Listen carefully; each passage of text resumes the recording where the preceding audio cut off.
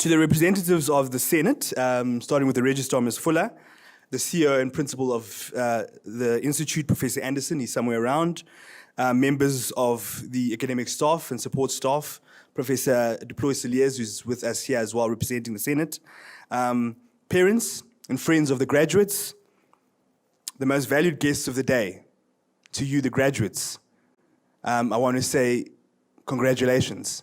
Sanbonani, Ninjani, siyaphila, siyathokoza.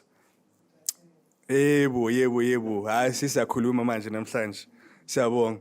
I can tell you that at the beginning of this year, and I'd even say towards the concluding of last year, this year has been quite a hectic one. It's been a year where, even in preparation and navigating our company through this pandemic, I can safely say that COVID-19 was not on my to-do list when I rounded off 2019. You are here today, and as they say, I think it's a famous saying to say that life is what happens when we're making other plans. And that saying is very true today. But I'm glad that you're here today. You've made it. I want to salute, firstly, I see you with your families. So I want to salute your families. I want to salute this wonderful institution for pulling this together.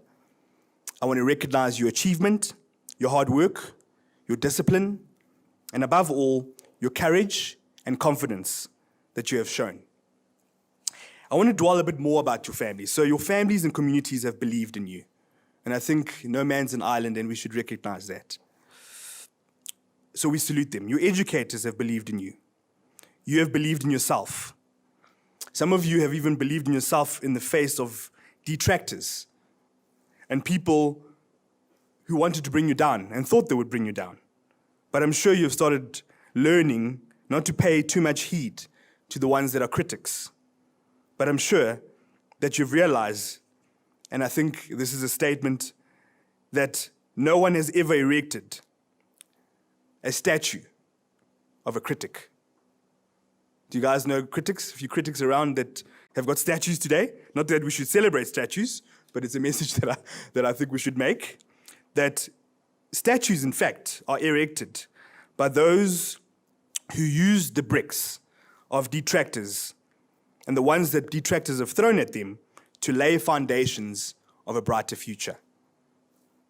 Today, I want to speak about what confidence is and perhaps offer what it is not, and how a sense of a dream, and this institute calls it a dream, a sense of a dream and confidence makes such a difference in our lives. This country has made extraordinary progress over the past 26 years. I'm sure you'd agree. In several ways, South Africa has been an oppressed society, and the most profound effect of abuse has been on our self-confidence and self-esteem. For those of you who've read Stephen Biko, he says that this is the colonization of the mind. And in education, this impact was primarily felt by those who have been excluded. I think for a while, I'd admit that I've been confusing the words education with the words wisdom and intelligence for a very long time in South Africa, but there is a difference. And South Africans, in fact, have confused it. There's a major difference between education and wisdom and intelligence. South Africa has many, many highly intelligent people, but undereducated people. People who have been historically deprived of education in the past and are now battling for their sons and daughters to have opportunities that they did not have. Okay, I think many families experience this reality on a daily basis. This is an exceptional time for South Africa. In the terminology that I use in my professional space, I say that it's a time of great risk, but it's also a time of great promise. Okay, a lot of people are always telling me today that our mineral resources are our greatest resources. Do you know the gold? I mean, we're standing in a place here that's called the place of gold. You know, Gauteng, Egoli. And, you know, platinum when you start going towards the northwest of the country, or northwest province. And now we are in an electricity crisis, so coal. They say these are the greatest resources, but I beg to differ. I think our greatest resources are people. And people like you today are our greatest resources. I believe that we need to value you, we need to grow you with intensity and a passion, because we know that through providing you with inspiration and a quality education, over and above having examples, that really this country will be shaped for the better. Although I must say that to create this, we need confidence. The people of South Africa, I've learned, have skills, have intellect, have different strengths, and I'd go and say, through my various travels, probably better than some of the ones that we aspire to, people like Americans, Europeans, Asians. Some of the skills and talents and intellects that I've seen in this country far outweighs what I've seen in my travels and in my professional space. So don't look down on yourself. I said earlier that confidence is more than words. It's more than just us standing here today and talking to you and encouraging you, but it really does take us to believe it and actually start walking in it. Our universities, our educational facilities are not laws for themselves. They represent the communities in which they are situated in by offering skills and foundations to create a better quality life for all. And I urge you that if you really believe in the Da Vinci dream, this is what is being sold to you.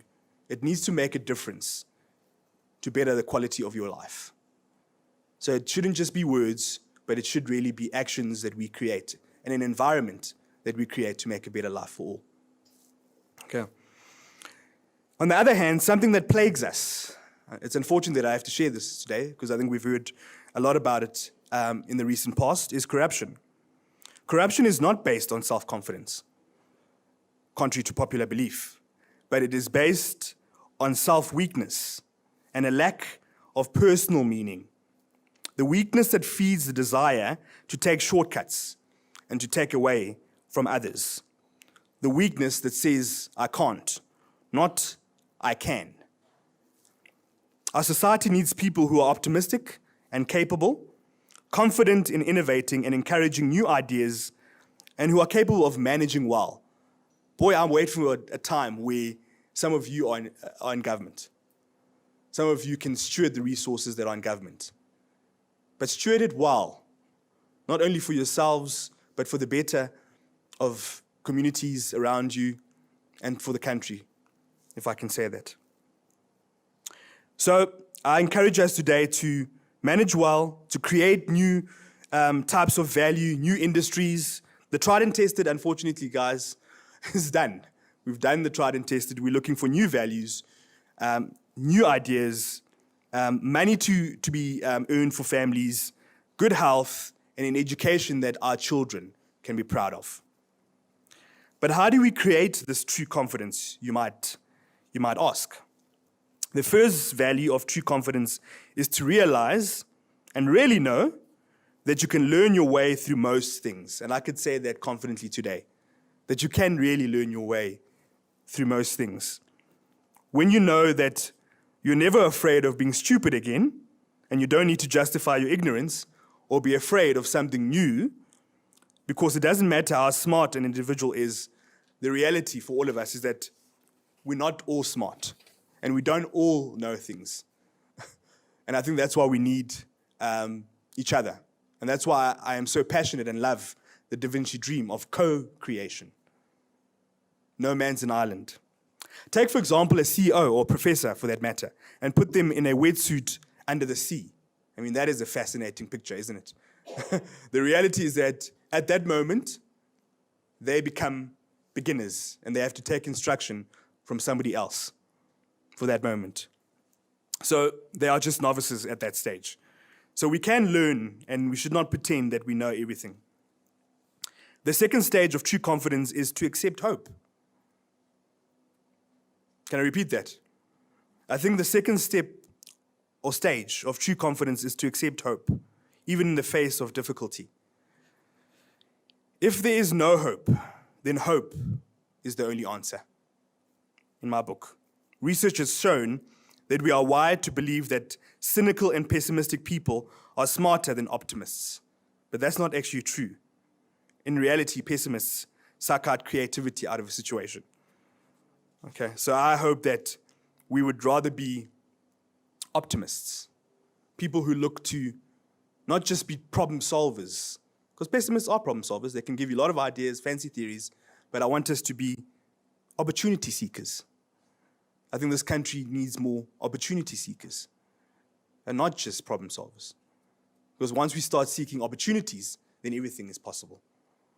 And we can dream big. The third stage of true confidence is to build a sense of mission and horizons. So I've got this saying that some people are just wandering around them with just being able to see at the tip of their feet. And I don't think that's a world of possibility. I think leaders need to imagine a society that's bigger than just what they could see at the front of their feet. And I hope that your education through Vinci and what will carry on coming through other programs you may do with Vinci would help you realize that you need to see beyond, not just at what's at the tip of your feet. So true leaders look ahead, and their eyes see all possibilities. They hold a vision. They see a purpose that can achieve great things. Our leaders in politics, in government, and even those around us lift us up to see what the possibilities are. If you maintain a sense of purpose before a sense of profit, you have the chance of building truly great organizations, and in the process, make money too. Okay? And the truth is that when you are courageous, sometimes you get hurt. So let's speak about some of the drawbacks. You do get hurt because courage brings about this type of hurt. Courage is acting when you are scared and not when you are fearless. And sometimes what happens is that when you are courageous, you get faced with many, many interesting situations.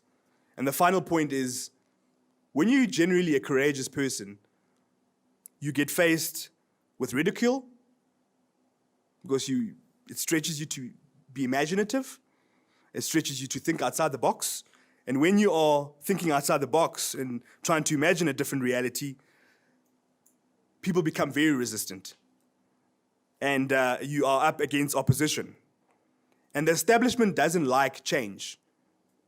So when I say to you, the establishment doesn't like change, do you know who I'm talking about? Society. But I mean, I could even, you're talking about systems. I can bring it back a little bit more. Your business, big business doesn't like change. The government does not like change. In fact, they will oppose it. So just take that as a note when you are becoming agents of change. And I encourage you, live on the other side of change. It's an exciting journey. I've received many opposition when trying to think outside the box, but I can tell you it's always been my biggest learning. Okay. So, you're going now with this great achievement. Congratulations. Please don't think that you can now go and get better jobs and more money, although that's nothing wrong in doing that, but just remember that this is not the final destination. It is just the beginning.